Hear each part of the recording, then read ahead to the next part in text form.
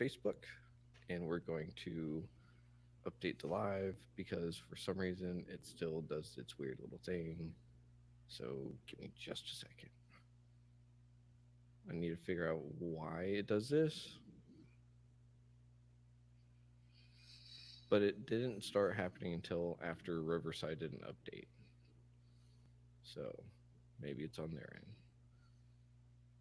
All right. In music. All right. Hello, and welcome back to Retrieving Sanity with your podcast host Keegan, and this is your podcast for all mental health, addiction, recovery issues, and topics. Now, today we have a very special guest, and his name is Steve Mack.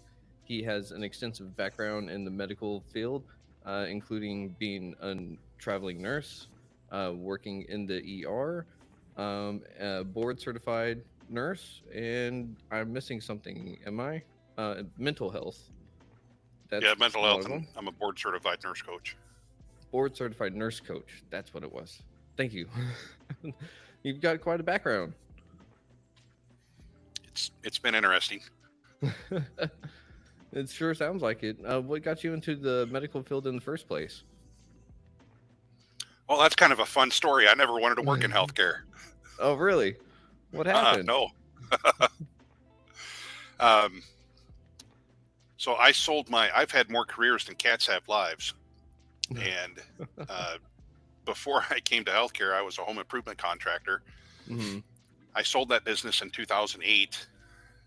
Okay. There's a bunch of millionaires in Washington, D.C. that needed some more millions. And it's okay if the whole rest of the economy got screwed and people lost their homes and businesses and whatever, Mm-hmm. because they needed more millions. But I'm no longer bothered by that. That's good news. That is So good news. I sold my business in 2008, Mm-hmm. and was going to go to college to get a degree in business and go back into business doing something. Mm-hmm. And instead, I came out as a paramedic. Yeah, so it was a hard right turn. Yeah. So I came out as a paramedic, and so I was a paramedic for first as an EMT, and then became a paramedic. Mm-hmm. And so I did that for a few years, and then went to nursing school. And I was about 10 or 11 months old as a nurse when I started traveling, and that was Mm-hmm. long before COVID made it popular. Uh, Then I traveled all through that, mm-hmm. and then came to my local hospital in January of last year. Left there earlier this summer Okay.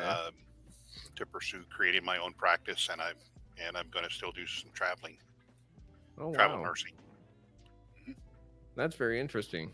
Uh, like I said, that is quite a background whenever it comes to the medical field. A lot of people tend to just kind of pick a path and just run with it in the medical field, right?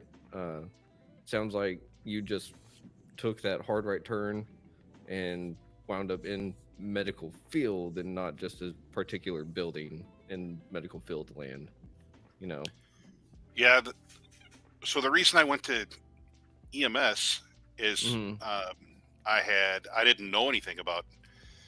I had employed paramedics, like I had become an EMS customer a couple of times, um, and so it's thanks to some of those guys working hard that I still walk today.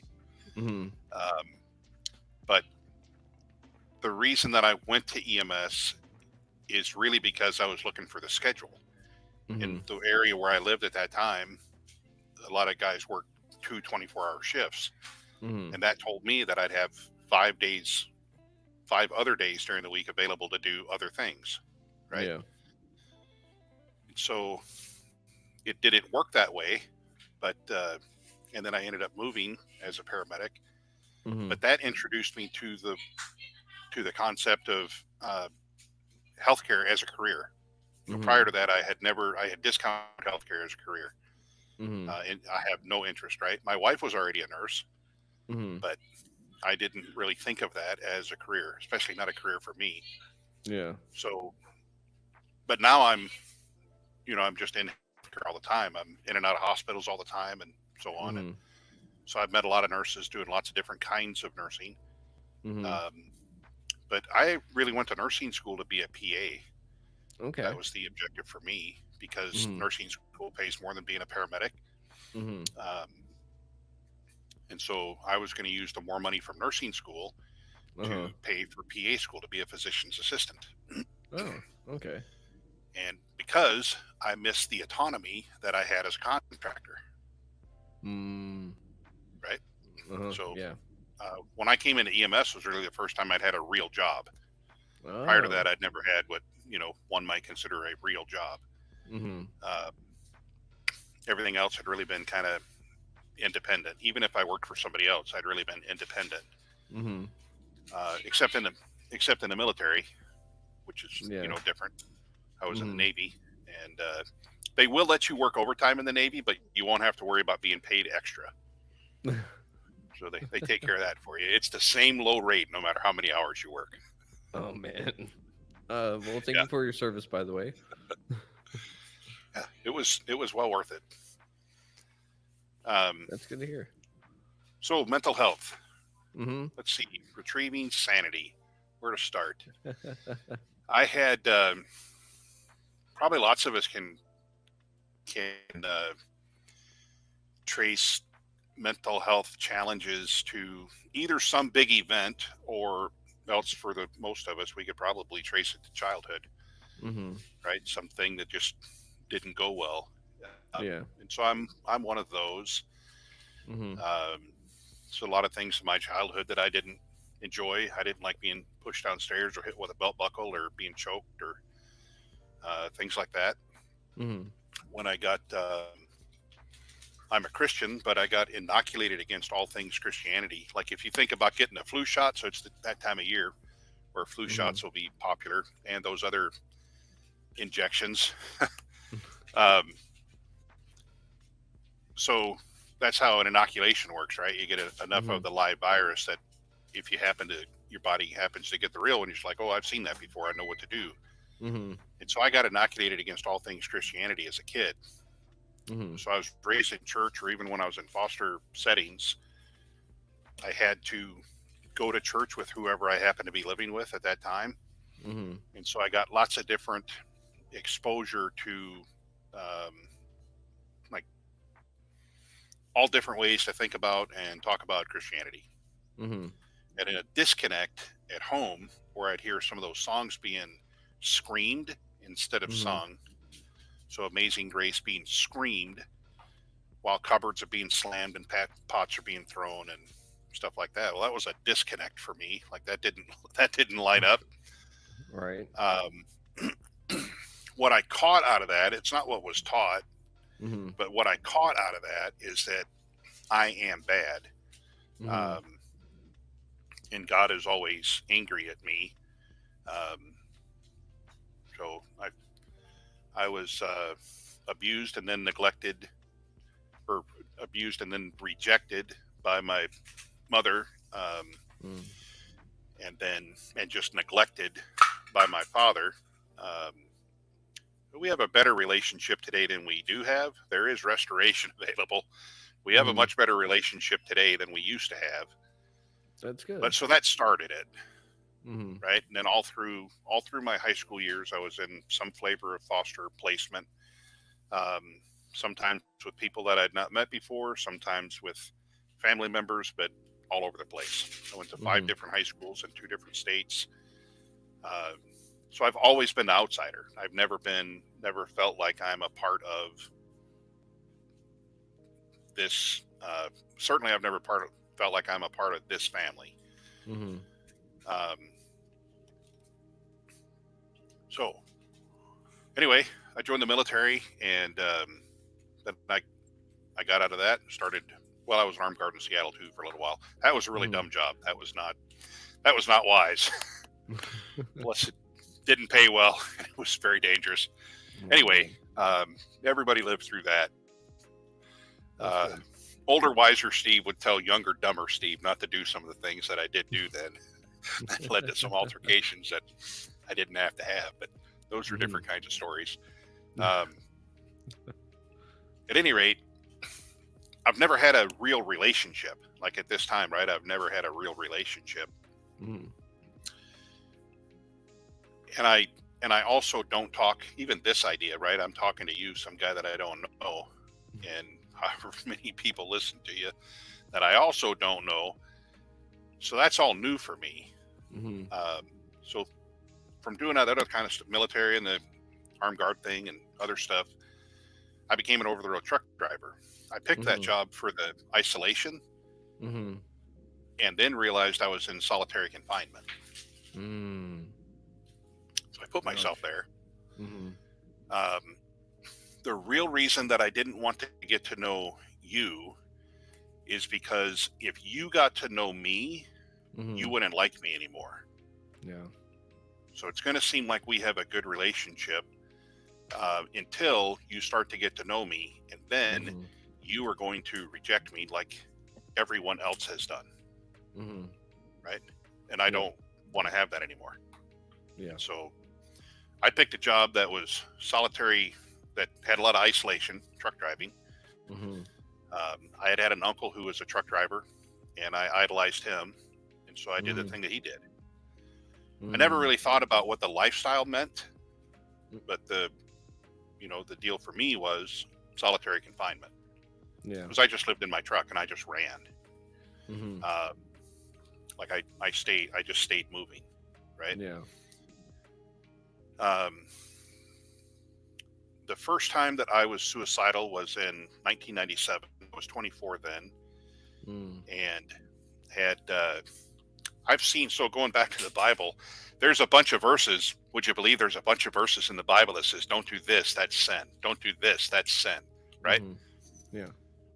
Well, I treated every one of those verses like they're a wet paint sign. Mm.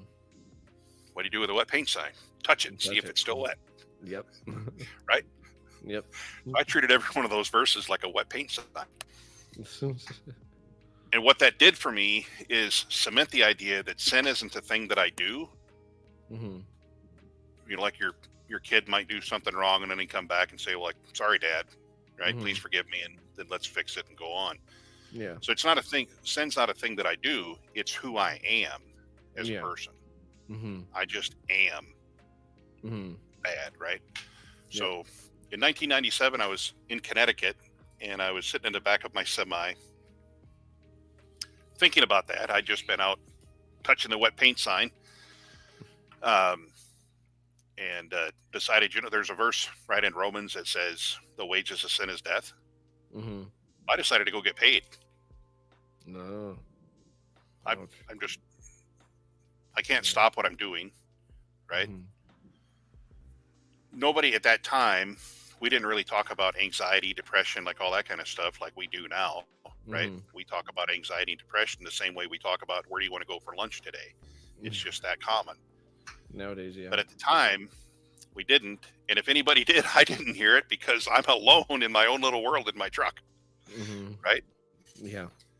So, I decided, you know what? I'm just going to go get paid. The wages of sin is death, and I'm just going to go get paid.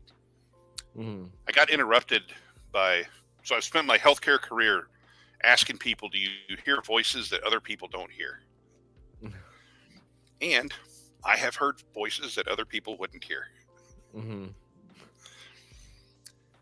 so, anyway, I got interrupted, and then read a book. Instead, like the question was, are you still going to read that book? Like, well, I'm busy right now. Yeah. Like, well, my thought is that if you read the book first, if you still want to finish what you're doing, you can. If you don't want to, but if you do this first, you won't be able to read the book. That logic worked for me. So I read the book. The book was Robert Schuller, Self-Love. So I read that. I read parts of that. And then I'm still not convinced, right? I'm still going to carry on with what I'm doing. But I got a call. My dispatcher called me. And so a radio type thing that we used at the time in the truck. So I got a message that said I had to go and pick up a load. And that gave me purpose. I don't have any value. I don't have any identity. Well, I do have an identity. My identity is I am bad. I am a bad person. Right? Yep. And so this whole journey from what it's gonna be is relationship identity, value, purpose, Mm-hmm. responsibility. That's going Okay. to come up here in a bit. And again, I didn't have that language at that time. Mm. But so when I got that message from my dispatcher, I had Mm. purpose. Yeah. Go pick up that load, right? Mm-hmm. So then suicide became just a task I have to do at some point. Like you've Mm-hmm. gotten an email that says you need to do this, you keep pushing it off. Like, oh yeah, I got to get to that, right? Yeah. Yeah. That's exactly how I thought about it. I have to get to that. Mm-hmm. So that came up lots of times over lots of years. Mm-hmm.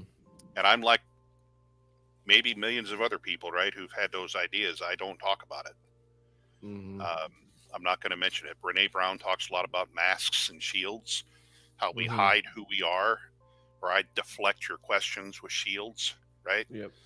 Um, and so I just lived my life doing that. I didn't think of it as lying to anybody. Mm-hmm. It's just like that topic doesn't come up very often. Mm-hmm. And if on the off chance it did come up, how are you feeling? Well, I had a variety of ways to talk about how I was feeling that would lead you somewhere else, right? Yeah. But most people never talk to me about Mhm. those things. I'm not a very friendly person, and so like those conversations didn't come up. The last time that I was suicidal was in 2020, and this is where the intersection of mental health and personal growth began for me. Mhm. By 2020, I'm already a nurse. I became a nurse in 2015. Started traveling in 2016.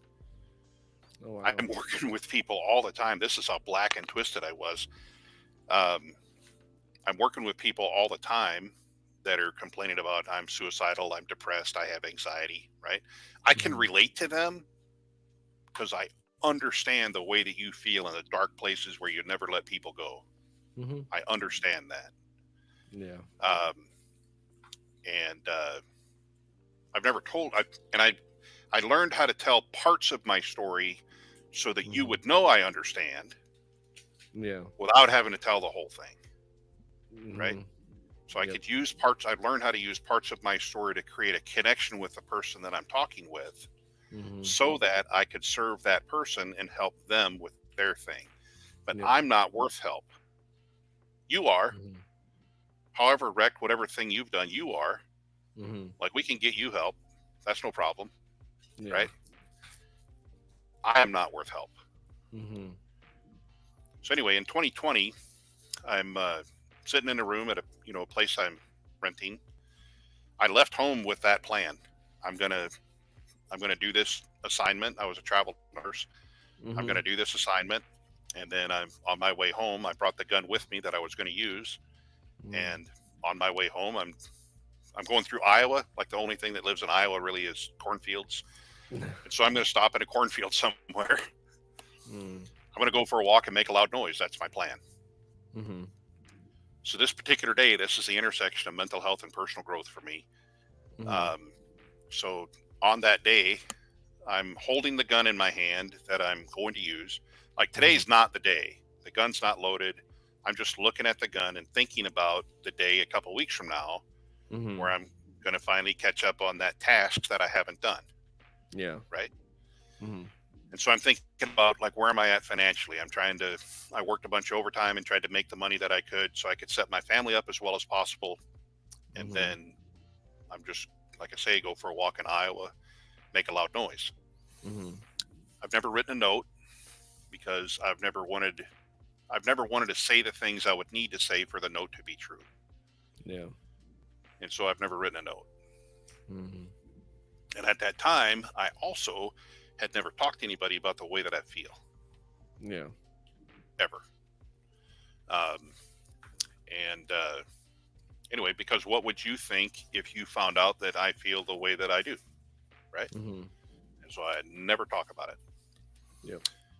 So anyway, that, that same voice kind of comes back to me with the question. So this is a question of value. The Mhm. question was, I wonder how important you must really be. Yeah. It's my experience for all the people that are suicidal. Like in the ER, I get them sometimes fresh off the event or interrupted during the event or Mhm. interrupted right before they were going to make their attempt.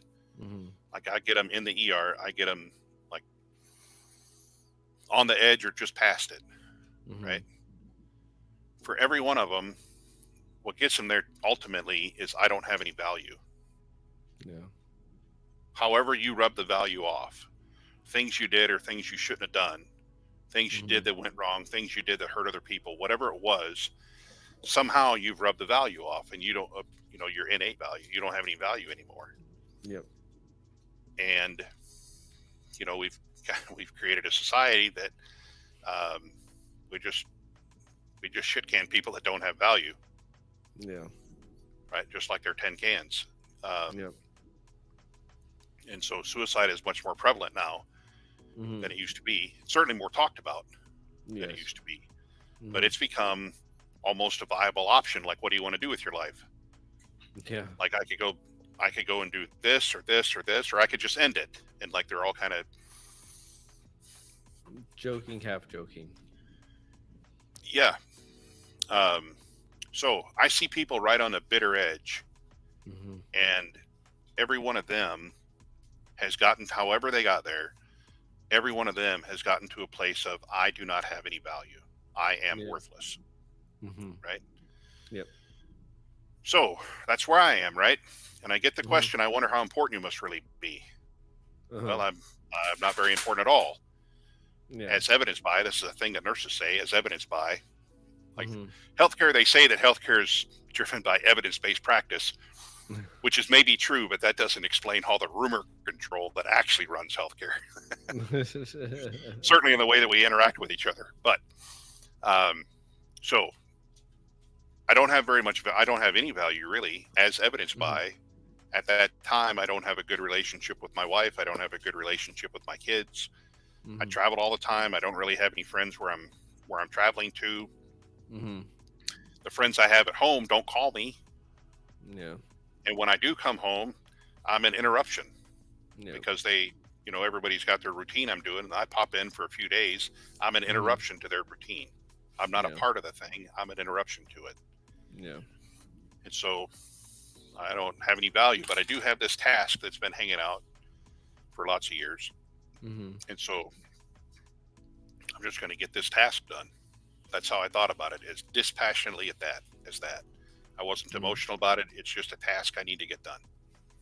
Yeah. So how much value do you have? How important are you really? Like, well, not very important. Mhm. Like, oh, I'm looking at it very differently because it seems like all the different things in your life that could have killed you, none of those things have. And Mhm. now you're your own worst enemy. Mhm. Well, I hadn't thought of it that way.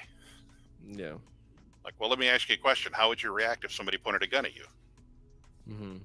Well, that happened to me in the military, and I did react. I expressed my displeasure, we could say, and with the guy holding the gun and I traded places. I got in some trouble for that, but anyway, he learned a valuable lesson and never did that again. That's good. So, was when I was asked how would you respond if somebody else pointed a gun at you, I had an example, Mhm. um, and I've been threatened by gang members in inner city Seattle, and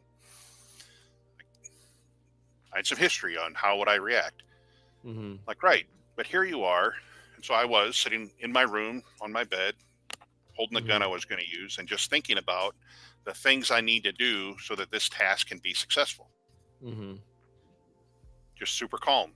Just like you're thinking about, like, well, I got to go to work tomorrow. I got to be there Yeah. at 9, you know, Mhm. like no more emotion than that. Yeah. And so the little voice guy says, like, that's what makes me think you're your own worst enemy. Mhm. Because if somebody else pointed a gun at you, you'd be very angry. Yeah. But you're just looking at it as something like checking all the boxes off. Mhm. Well, I never thought of it that way. So then the question was, is it possible that you have value that you don't see? Mhm. And of course, my answer was no. Yeah. No, that's not likely. I Mhm. didn't ask if it was likely. I asked, is it possible? Is it possible that you have value that you don't see? Yeah. Well, I had to admit, like, well, it's not very likely. I like to argue, so I went with not very likely. So we went round a few times until I finally had to settle down and answer the question. So this topic, actually, I didn't have this language either, but this topic comes in. Do you know John Maxwell, the author? No of them, yes. Okay. So one of his books is the 15 Invaluable Laws of Growth. Mm-hmm. In that book, Law 3 is the law of the mirror. The law of the mirror says that you have to see value in yourself to add value to yourself. Mm. And the obverse of that, so this is, I don't know if it'll show up good. So that's, if it shows up. The head. So that's the head side of the coin, right? Mm-hmm. To see value in yourself, you have to add value to yourself. Yeah. Well, every coin has a tail side too, Mm-hmm. right? The negative side. Yeah. And the negative side says, if you don't see value in yourself, you treat yourself like you don't have any value. Mm-hmm. That's also true. Mm-hmm. I didn't have this language at the time. I didn't know about that book, but that's what was happening. I don't think I have any value. And so I'm treating myself like I don't have any value. Mm-hmm. So that was the question. Is it possible that you have value that you don't see? Mm-hmm. I had to admit it's not likely, but yeah, okay, fine, it's possible. And so I began to go treasure hunting. So if you went treasure hunting with a metal detector, Mm-hmm. right? So you're going to go out to the beach, you're going to take a day off work and rent some equipment and go get sunburned and like do all that kind of stuff. You're doing that with the premise, with the belief that there might be precious metal out on the beach, and I'm going to go look for it because that'll be fun to look for, right? Mm-hmm. Nobody does all that stuff. Just goes through all those steps with the idea that there's not anything out there, Mm-hmm. you know, except maybe sharks walking around that can bite me or whatever. But there's no precious metal. Like this is utterly stupid. Yeah. Nobody does all that. Mm-hmm. The only reason you're going to do that is because if you like have the belief for some reason that there might be precious metal, then you put your belief into action, start doing the stuff that would put you in a position to find that precious metal, right? Mm. Yep. That's what everybody's doing if they're going metal detecting. Mm-hmm. The only time I've gone metal detecting is when I tried to find a gun that I had lost in the woods. That's a very different story. That one wasn't about self-harm. That was just, I fell while hunting and lost my handgun. No. Anyway, Oh so no. I tried to fight it with a metal detector. So that story ends up happy, but so anyway, I had that mindset as I began to look for, do I have any value? Mm-hmm. Right? Yeah. So I started with the premise like, okay, I'm just going to mash the I believe button. That's the thing they teach you in the Navy, the I believe button, which is, it's really handy. If we're talking about a topic that you just don't understand, at some point you're told just mash the I believe button. Mm-hmm. Just accept it. It's what that means. Yeah. So, yeah, I just mashed the I believe button and like, okay, I'll play along and there might be value. And so I began to look for it. Mm-hmm. So the positive side, the head side of that law, right? Law 3, the law of the mirror says that you have to see value in yourself in order to add value to yourself. Yeah. I'm like, okay, fine. I'll pretend I'm grumpy about it. I'm not happy about it. I think this is worthless. And also it's delaying my task I have to do. Mm-hmm. But like, okay, fine. I'll go with the premise that I might have value. And so I began to add value to myself. I began to learn about personal growth. And do I have any innate God-given value? Like not affected, my value as a person not affected by the things that I have done or the things that I should have done and have not, right? Yeah. My friend Clint wrote a book called Responding to the Call, Resuscitating the Heart of Man Back to God. And in this book, he describes this journey, which is relationship creates identity. Identity gives value. Value reveals purpose. And purpose establishes responsibility. Ooh, yeah, I like that. Relationship, identity, value, purpose, responsibility. That's the journey. Huh. Okay. Okay. I started in the middle. I don't have any value. The Mhm. step before that was because my identity is I'm just all bad. Like, okay, Mhm. I mean, I'm an American hero, right? Because I was in the Navy. Yay! Um, I'm a healthcare hero at the time. That was the marketing Mhm. thing, right? I'm a healthcare hero. Yay! No, that's just a thing they said, Yeah. and then they don't do that anymore. Mhm. um, but the truth is that I was just, especially as a travel nurse, I'm just replaceable. I'm just a monkey that takes a spot on the schedule, Yeah. right? And nobody invests. If a healthcare professional has value, Mhm. because we need more people in healthcare, then the healthcare organization would invest in the development of the person. Mhm. Nobody does that for a travel nurse. Yeah. If you're going to get any continuing education, you have to go find it and then pay Mhm. for it. Where a staff nurse, that the hospital pays for that stuff. Yeah. The travel company doesn't pay for it because you're just Mhm. replaceable. The hospital doesn't pay for it because you're not theirs. Mhm. You're just a monkey taking a spot on a schedule. So all those things for me demonstrated for me that, yeah, I really don't have any value. I don't have any value to anybody, not my Yeah. employer, not the hospital I'm working for, right? Mhm. Yeah. Not the patient who one time says, hey, wow, thanks, Steve, you've really done this good thing for me, and the next time yells and complains or punches me or whatever, right? Mm. Yeah. My identity was I'm bad. Mhm. Um, so once upon a time, I'm going to tell this story to demonstrate this journey, right? Mhm. Relationship, identity, value, purpose, responsibility. Mhm. Once upon a time, my wife and I adopted a worthless child. We bought a worthless kid. And that sounds harsh, but he was worthless because he doesn't have any value to me. In Mm. fact, the first time I saw his picture, well, the first time I saw him at all was just a picture on a computer screen. And my wife and I were just casually talking about, would you want to adopt somebody? Would Mhm. you want to adopt a kid, right? I wasn't Mhm. very committed to it. My wife Mhm. really wanted to. I was like, yeah, whatever. Sure, Mhm. fine. So that's the first time I saw his picture. Mhm. At the time, he's worthless to me, Mhm. and I'm unknown to him. He's in a Yeah. different state, right? Mhm. So, and then we went and got him. We have him in foster care. Now we have a relationship, Mhm. right? Yeah. And at first, his identity was my foster kid, Mhm. which is still kind of like I was a foster kid through all my teenage years. So Mhm. I was sensitive to that. Yeah. Um, I wanted him to have a better experience than some of the ones that I had. But, Mhm. um, and then we went to the courthouse and we were given our relationship changed and became legal, Mhm.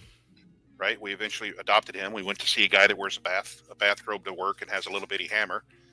Um, and so we went to see that guy, and Mhm. then we had a new relationship, Yeah. right? Guy drops his Mhm. little hammer on the desk and says, from now on, you're his father. From now on, you're his son. Mhm. So we had a new relationship and a new identity. Hmm. He was my son, Yeah. like the law says, right? Mhm. That relationship, that identity gave him value. He has Mhm. value to me because he's my son, Mhm. right? Yeah. And then because he's my son, I've like, hey, I got some ideas, like stuff I think you can do. Some of those were take the dog out, some of those were clean your room, right? Some of those were Yeah. take the trash out, and some of them were other ideas. Uh-huh. And then when I had purpose for him, he also had responsibility. That's that Mhm. journey Yeah. broken down to real life. It's tangible for everybody, Mhm. right? Yeah. Um, Same way, like if you went to work, right? You go and Mhm. get a job at your local gas station or whatever it is you do. Mhm. Well, you start a new relationship with them, and that identity is I'm their employee, Yeah. and then you're supposed to have value. A lot of us Mhm. aren't engaged at work because work treats us as if we don't have any value, Yeah. which leads to we're not engaged because our identity is insecure. Mhm. That's that journey. Yeah. So I began to think about that stuff differently. Mm-hmm. Like in 2020, we'd already adopted our son, and so I Mhm. already had that relationship and all that. I didn't have that language, Yeah. relationship through responsibility. I didn't have that language. I found that in my friend Clint's book. Mm. Um, but so 2020 was the last time that I had a plan for suicide and began to intentionally, this is law number 1 in that book. So I'd live in the 15 laws of growth, Okay. because it's this book. Okay. Because law 3 is the reason I'm alive today. So I'm kind of committed to it. Fair enough. But law 1 is the law of intentionality. Growth doesn't Mhm. just happen. It has to be intentional, Yeah. right? So if you're Mhm. going to grow a podcast, well, you're not going to like just fall out of bed accidentally and then like, yay, I got a big podcast. Things are great, right? Uh-huh. That has to be intentional. Okay. Yep. And then there's a bunch of other, and if yours is going to grow, whether you're aware of them or not, you'll be following these 15 laws of growth, whether you're aware of them or not. Fair Right. enough. Uh-huh. And when you become aware of them, you'll be like, oh, I was doing that. Oh, that's why that worked. Right. Uh-huh. So anyway, I stopped traveling. I go to my local hospital and get a job in the mental health unit. Mm. Ever since I started EMS, mental health patients, I dislike the term psych patient. I dislike that really strongly. Mm. But ever since I first came into healthcare, mental health patients have been my favorite flavor of patient. Oh yeah. It's maybe because I can relate to them good, Yeah. even if I never told anybody about it. Mm-hmm. I can relate to people with broken bones too. I've broken both of my legs. I did them independently. I don't recommend it. It wasn't as much fun as it sounds. But no. so I can relate to somebody who's like, my leg really hurts, and I think it's because the bone is sticking out of the side of it. Right. Mm-hmm. I can relate to that. So I find it easy to relate to mental health patients too. Mm-hmm. I approach dealing with them differently, like outside of the mainstream, like, oh, you have anxiety? Well, we're going to prescribe you this medication, and then you have to start seeing this therapist, and like you're going to do this kind of therapy and whatever. Yeah. Not to say that those things don't have value. I think for a lot of people, they really do have value. Mm-hmm. I have chosen not to go that way for myself. Yeah. Let's talk about, I want to give you some tools. Okay. Okay. I think maybe my story is just like, okay, it's just another one, but I No, want to no, give you no. some tools, things you can actually use. So your tools are going to be the things that you use to get out of that dark place in your story, right? Yep. And then metaphors that I developed while I'm working in the mental health unit to help those Awesome. patients. Right. Yeah. So, let's talk about wheelchairs and crutches. Okay. So I've used crutches a lot. I broke both legs. So I've been on crutches several times. And I've had to learn to walk again, and I've had to learn to run again. Big ones. Which is important for, let's get mental health fixed. Right. Yeah. So I'm just going to live with my broken leg because, well, you got to understand, I have a broken leg. I got run over by a bus, and now I have a broken leg. Right. I could have just lived with that. I just wasn't willing to. Yeah. And so, and I realize that fixing bones is different than fixing the way that we think. But the truth is that we can change the way that we think. Yeah. We absolutely can. So wheelchairs and crutches. A wheelchair statement, when you're in a wheelchair, all you got to do is lift your feet up off the ground, turn it like, hey, take me down to the end of the hallway. Right? Whoever's driving the wheelchair just pushes you. That person does the work. Right? Yeah. So we're not going to count my foster mom was in an electric wheelchair. That doesn't count. She has to do the joystick. But for a regular wheelchair, right, you just yell at the person behind you like, hey, take me down there. Right? Yeah. Yep. And then they do the work. So a wheelchair statement is, I still have depression because my doctor hasn't put me on the right medicine. Mm. That's a wheelchair statement. My feet are off Yeah. the ground. I'm just sitting in the chair waiting for somebody else to do the thing. Yep. Okay. Yep. A crutches statement, the way that crutches work, when I was on crutches, I still had to do the same thing that you're doing. I Mm-hmm. still had to go up and down stairs in school. I had to still navigate curbs, like all that Mm-hmm. stuff, right? It took me longer to do the thing Yeah. that you were doing. I had to do it differently. Mm-hmm. I had to adapt the activity to what I'm able to do. Yep.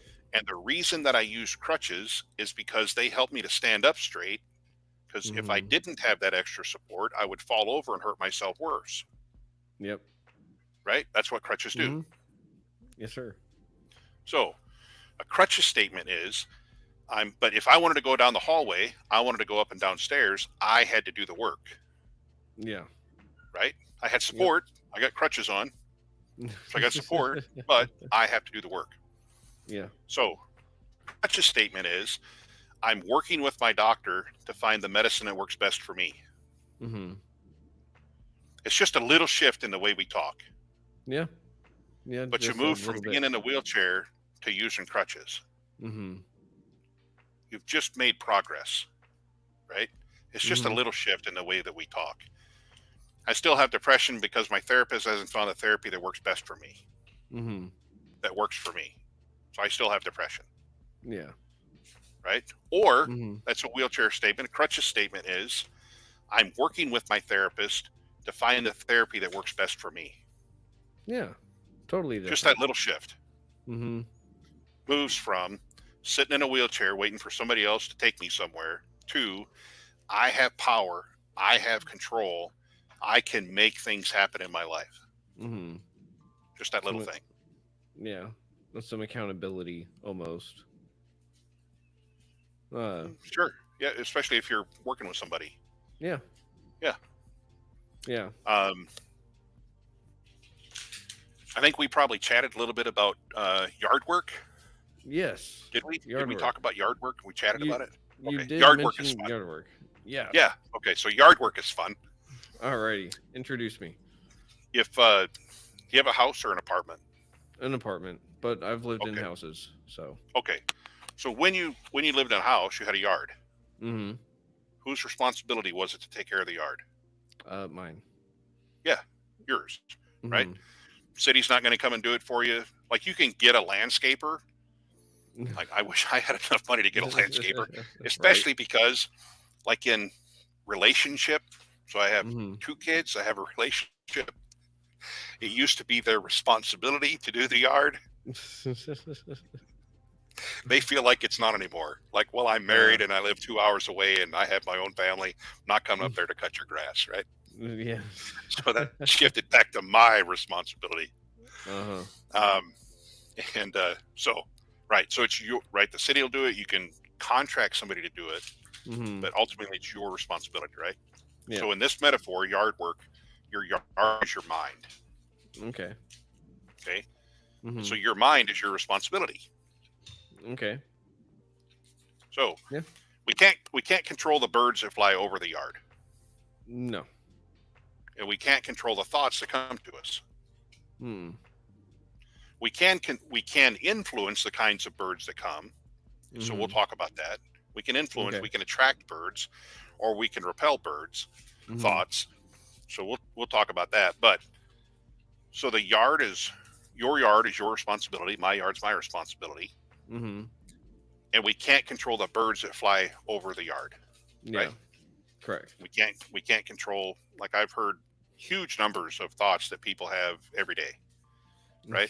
I don't remember the numbers, but like thousands. Yep. So we can't control the thoughts that come to us. Mm-hmm. Some of those thoughts land in our yard. Mm-hmm. Some of those birds land in our yard. Right? Yeah. Mm-hmm. We can control whether or not they stay in our yard. Mm-hmm. So one of the ways to do that is you just walk out in your yard. Like, a lot of us don't know until we take the time to think about it consciously. Like, well, I guess I am responsible for the things that I think, right? Mm-hmm. We just go about our day and never really give that conscious thought because Yeah. we're busy doing whatever it is that we're doing. Mm-hmm. But so one of the ways to control the birds is just walk out in the yard. Yeah. Scare Right? them off. And some of the birds, right, will just leave. Yeah. Okay. Mm-hmm. And so that's really easy. Yeah. Like that's the first step. So that'd be awareness. Yeah. It's like, oh, this is my yard. I guess I'll go check it out, right? See what's out there. Mm-hmm.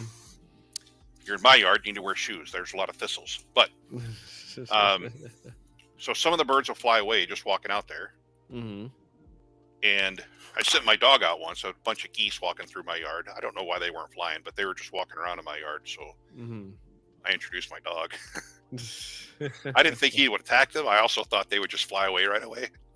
I just thought she would run after them and like bark a lot, like, hey, I want to play, because she's just a puppy.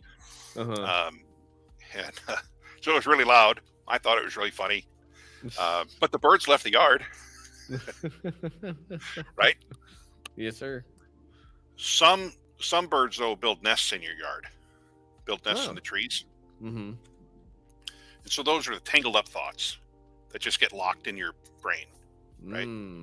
Okay. So this thing happened. Today we call it triggers. So this trigger happened, and like, boom, I'm off the edge now into this train of thought, right? Just like that. Yeah. Why? Because that's one of the nests that's just tangled up thoughts that are in your yard, up in your trees. So this will take real work. Yeah. You don't clear this by just walking out in your yard, right? No. So this will take real work. So you're going to want gloves for this. That is to say, you're going to want thick skin.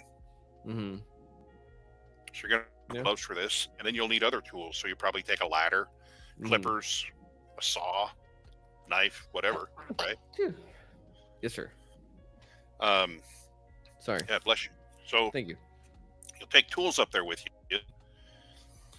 In a world of changing your thoughts, taking these nests down, the two primary tools are going to be the books that you choose to read and the people you choose to spend time with. Okay. Yeah. So I used to read a bunch of stuff that arguably was not good for me. And I had thoughts that were like not a surprise to have, because that's what I fed my brain. Right? Yeah. And I used to hang around people that, like, especially when I was in the military and then when I was doing that armed guard stuff, I hung around people who wanted to be rough. Yeah.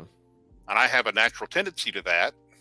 And so I hung around people who were like me, who just are like, if you don't do exactly the thing I tell you to do when I tell you to do it, I'm going to be rough.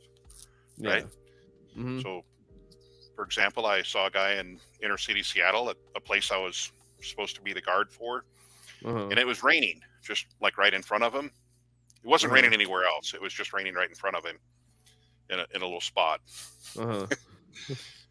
So I started shaking my pepper spray, and I said, you need to stop doing that. He was peeing on the sidewalk. I'm like, you need to stop doing that or I'm going to spray you. So I probably instigated the fight that happened after that. So evidently it was uncomfortable. Oh, I can imagine. And so, but of course I'm not wrong, right? I am the one in charge. I have authority, and he didn't follow my direction. That was my logic at the time. That would not be my logic today. Like, this is an example of older, wiser Steve would tell younger, dumber Steve, don't do stuff like that. Like, I got in a fight that went in the ground that I didn't need to get into. Right? But that fit the environment that I was putting myself in. And so I behaved. It doesn't mean that I wasn't wrong. I am the one who made my choices. But still, my choices came from the people I was hanging out with and the kinds of things I was reading. Right? So, as an example, we can change the kinds of stuff that we read, the people we hang around with, and that will have an impact, like a huge impact. Oh yeah, for sure. Yeah, they say, like the nameless, faceless people that none of us can quote, say that the person that you become 5 years from today is going to be determined by the books that you read and the people you hang around with. Like, that thing's been said for a super long time. Oh yeah. And so that has an impact on the way that we think. Those are some tools that you can use to take down those nests that are up in the trees. Yeah. When you start doing this, you're going to suck at it because you've never done it before, right? Yeah. And the birds have been coming there for a long time. They're like, hey, this is my tree. I build a nest here. Like, this is where I come all the time. Yeah. You have to keep taking that same nest down. You're not going to Yeah. do it once and it'll just be gone. You got to do it over and over and over again. Did you happen to be bullied as a kid? A little bit. Did Yeah. you ever get to be the bully? No. Okay. All right. Have you had anxiety and depression for yourself? Oh yeah.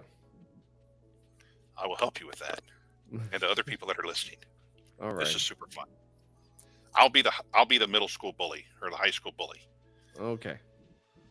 So when I was a kid, I got to be on both sides of that. Sometimes I was the bully, and sometimes I'm the one who did it, right? But anyway, so I'll be the bully, and we're gonna be in math class, and we just come out of math class. And I'm gonna jump you.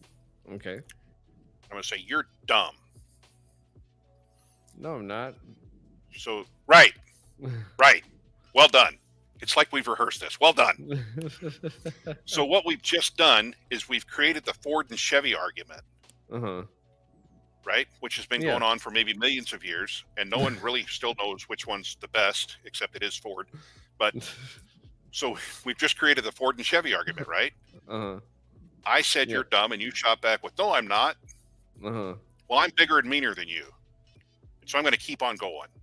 And the bigger your reaction is, the better I like it. Right? That's how bullies are. The bigger your reaction is, I'm wanting you to start pulling your hair out and run down the hallway screaming. Like, when I can get you to that point, then I win. I want you to react that way because that's how I get power. Yeah. Right? Okay. I am your anxious thought. And that's what anxious thoughts do, right? Yeah. I'm afraid of having this conversation tonight. So I have anxiety about this conversation tonight. The conversation hasn't happened. I just have this fictional thought that a story I've started to tell myself, and I build it up really big, and you're going to be mean to me and ask me these like weird questions I didn't think about, like all this. I'll just build it super up in my brain, right? That's anxiety. It's just being a bully. Yeah. Right? So very true. We came out of class and I said, you're dumb. No, I'm not. Then if you have, right. So I'm going to but you're like, that's your opinion. And I can overcome your opinion. Because I'm bigger and meaner and I have more practice. Oh yeah. Right? Yeah. So I can overcome your opinion. Okay. And there's a bunch of other kids behind me. So we're going to start this back and forth, right? Other kids are going to come, and then they're going to pile on you too. They may not have all by themselves, but since I'm doing it, and now there's something like, hey, I can participate, right? Then you'll hear things like you're ugly and you're slow and you're fat and like whatever, right? All these different things, right? Those are the overwhelming thoughts. So have you experienced that? Oh yeah. It's not just one, there's millions of them, right? And they're all just, all of them want attention. Okay. Yeah. So I've had that. Like I'll just roll around in bed, not able to sleep because I can't turn my brain off. Yep. Right? Yep. Okay. So here's how to deal with that. Okay. Write down these 3 questions. What is right? What is true? What is true? What is good? What is good? All right. Let me see. Yeah, I got a pen and pencil somewhere. All right. What is right?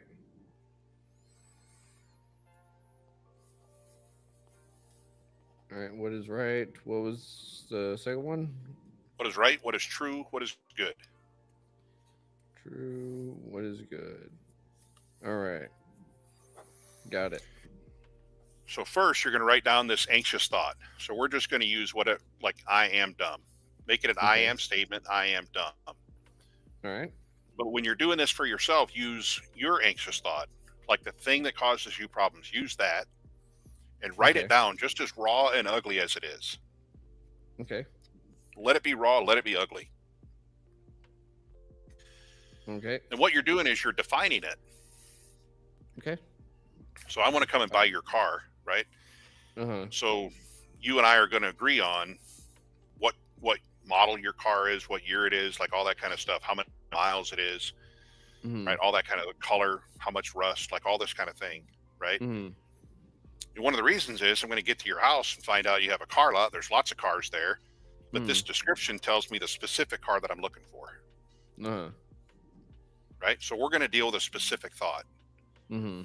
and you can make the rest of your thoughts wait in line. Yeah. What state do you live in? Texas. Okay. You guys probably have it figured out for the DMV.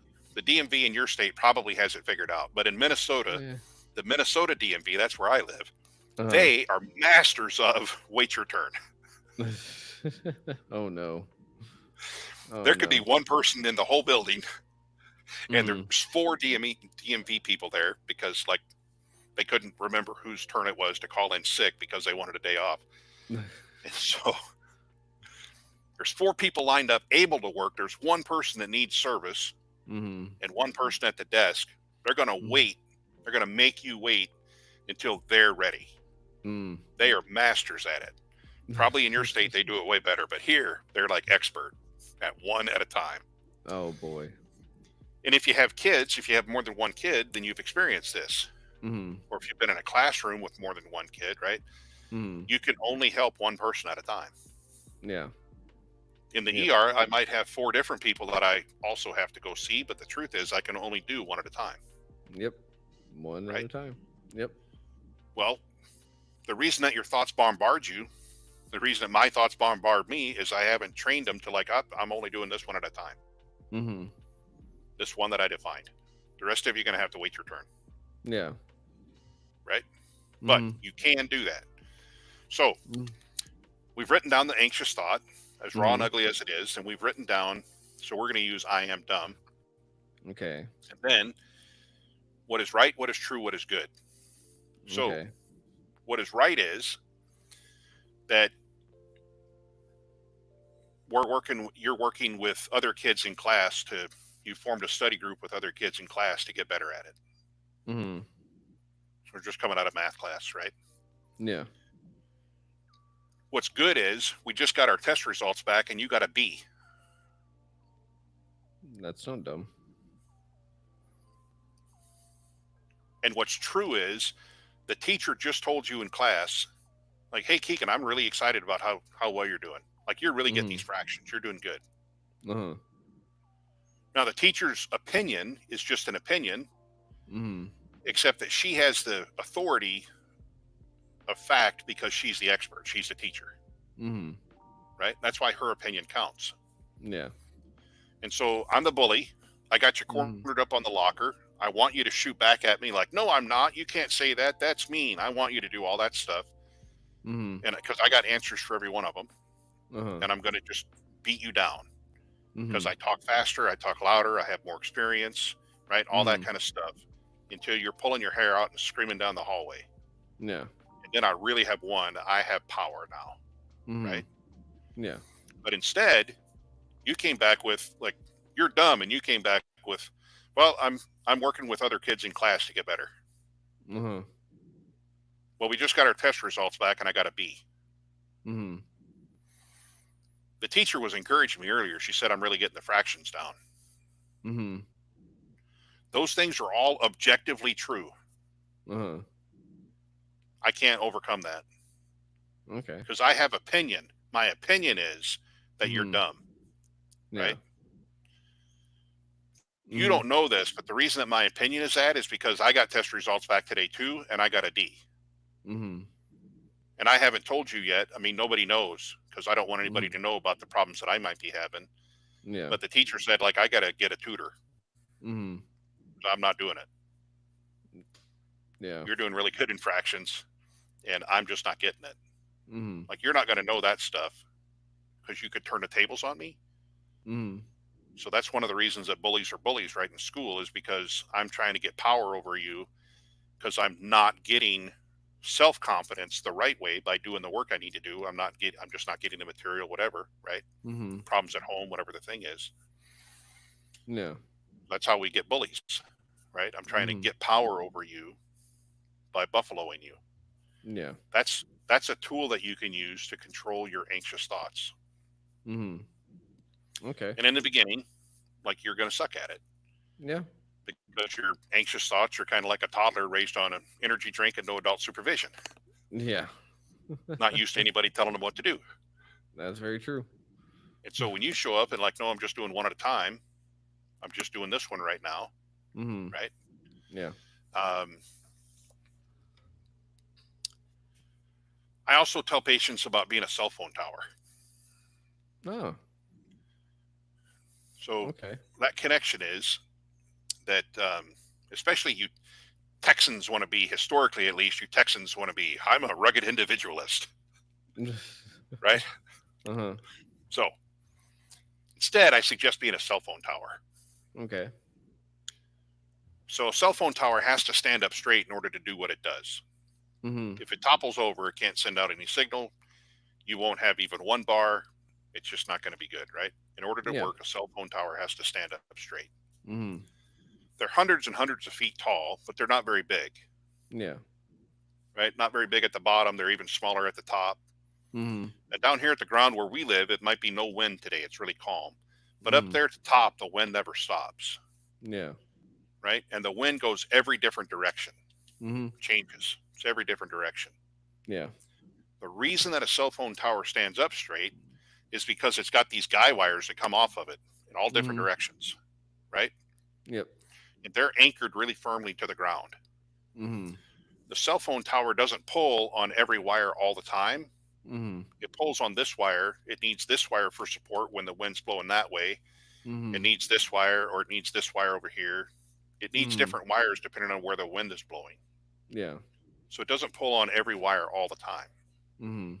right? Is that making Yeah. sense so far? Yeah. Yeah. Yeah. So I've got a patient whose name is not really Sally, but we're going to call her that. Okay. And so she came into our unit like lots of people, right? I'm anxious or I'm depressed and I'm suicidal.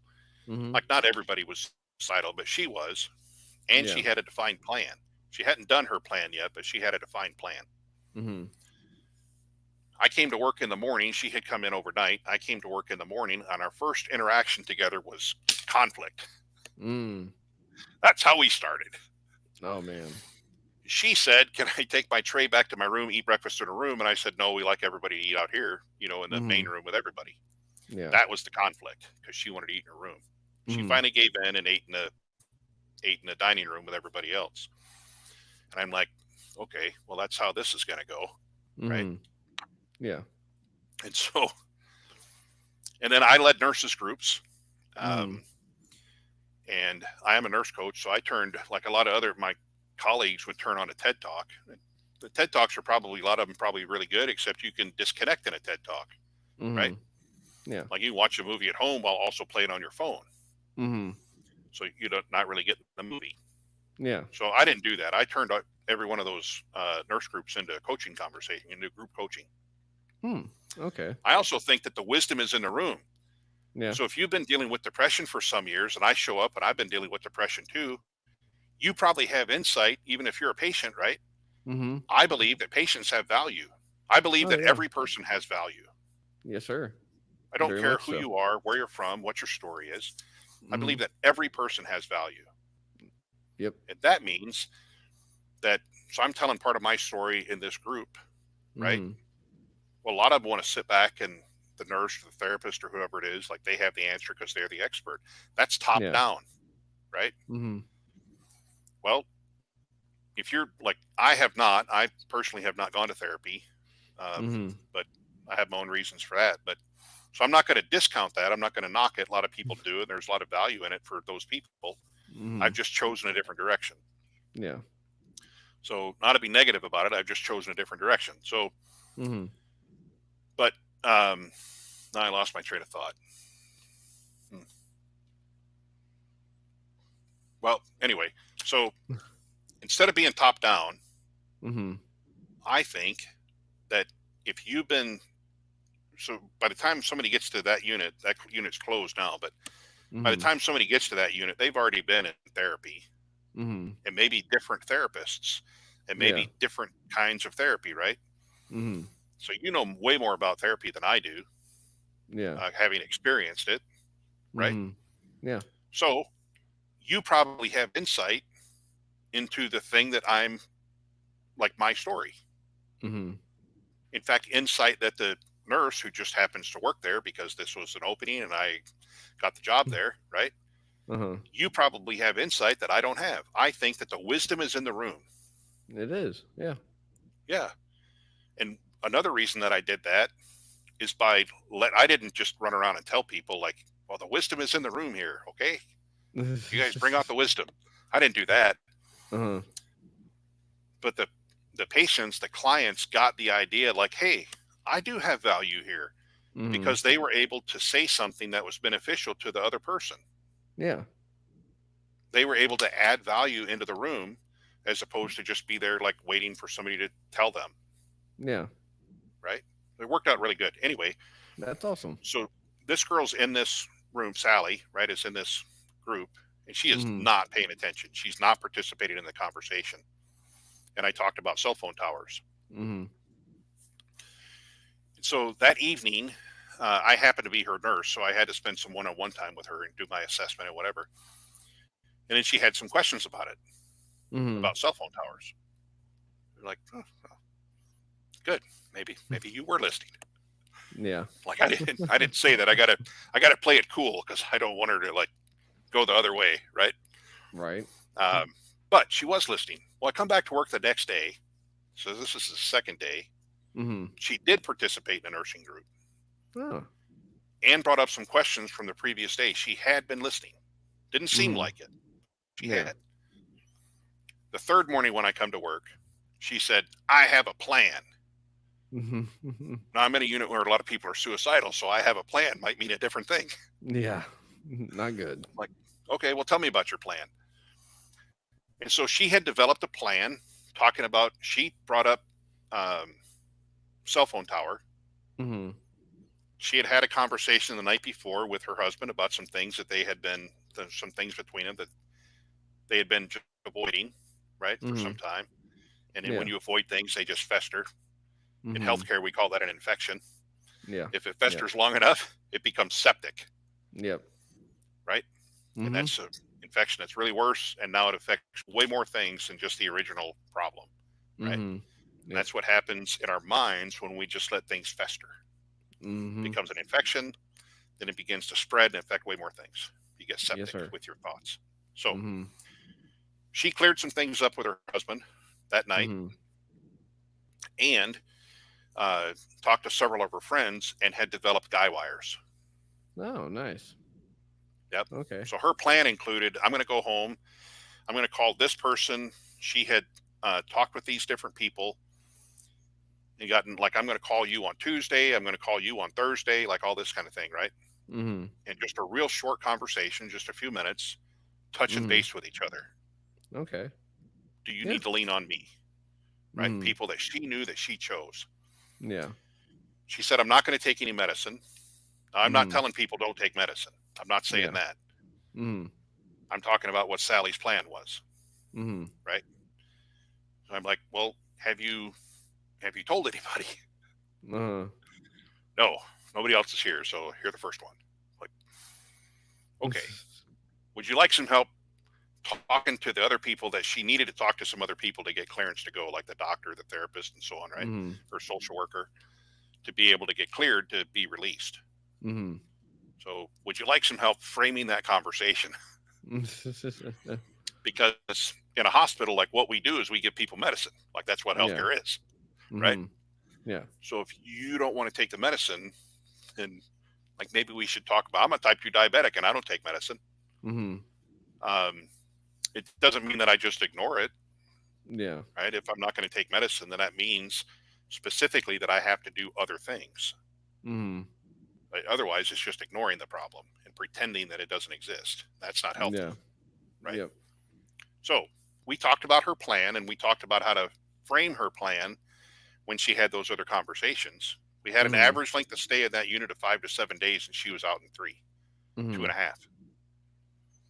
As Yeah. soon as she could get her husband to come and pick her up on the third day, she was out. So she was there for 1 overnight and 2.5 days Oh wow. with a That's plan, awesome. Mm-hmm. because she thought about cell phone towers and how can I apply that in my own life? Like, who can I lean on in my own life, Mm-hmm. right? Yeah. That's awesome. Uh, so for some people, it might be their doctor, might be their medication management person, Mm-hmm. right? Psychiatrist, might be their therapist, might Mm-hmm. be, spouse, sibling, good friend, like whatever. But it should Mm-hmm. be several people, not just one. Yes. I agree. Because one can't support you in all different things. Mm-mm. That's one reason. But the other reason is, like, I'm just going to lean on you all the time. I'm going to wear Mm-hmm. you out, Yeah. right? Mm-hmm. So a cell phone tower, hundreds of feet tall, the wind never stops. It always has stress up there. Mm-hmm. It's always being whipped around. The Yep. reason they can stand up straight is because they have those guy wires that Yep. support them, and they just pull on that wire as it needs to, spreads load around all the wires that support it. Mm-hmm. Yeah. Yeah. That's awesome. And I think that's a great way to build a support system, is to have that central goal. Uh, Not just, hey, I need help here and there, but to have a specific goal in mind, to like keeping the cell phone tower standing straight up. So, Hmm. um, but we have actually reached the end of the episode. Uh, Okay. so Steve, we do like to try to get people back on for a second go round. So you're more than welcome back on the show if you're able and willing. Oh yeah, I'm happy to do that. Awesome. Um, but do you got any shout outs to any of your social medias or anything you want to do, or anything like that? October is Mental Health Awareness Month.